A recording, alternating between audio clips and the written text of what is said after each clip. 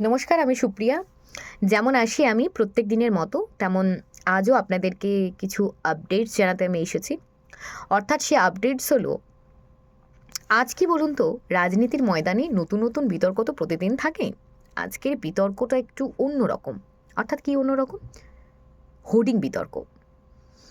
Hoarding বিতর্ক বলতে অভিষেক বন্দ্যোপাধ্যায়, যিনি যুবরাজ, অর্থাৎ যিনি রাজনৈতিক দলের ক্ষেত্রে যুবরাজ, তাকে যুবরাজ বলা হয়। সে যুবরাজের হোর্ডিং, অর্থাৎ যুবরাজের পোস্টার উত্তর কলকাতার সিমলা স্ট্রিটে তার একেবারে সামনে, অর্থাৎ স্বামী বিবেকানন্দের বাসভবনের একেবারে সামনে, সেখানে তার হোর্ডিংয়ে লেখা রয়েছে স্বাগতম যুবরাজ, তার ছবি।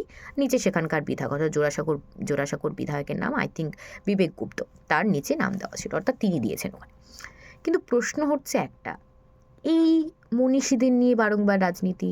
কখনো কখনো শোনা গিয়েছে অমিত শাহর মুখে রবীন্দ্রনাথ সান্যাল, কখনো কখনো শোনা গিয়েছে প্রধানমন্ত্রীর মুখে বঙ্কিমচন্দ্র চট্টোপাধ্যায়কে বঙ্কিম দা। অপরদিকে আমরা দেখেছিলাম গৌড় বিশ্ববিদ্যালয়ে সামনে প্রধানমন্ত্রীর ছবি পোড়াতে গিয়ে রবীন্দ্রনাথের ছবি পোড়ানো হয়েছিল।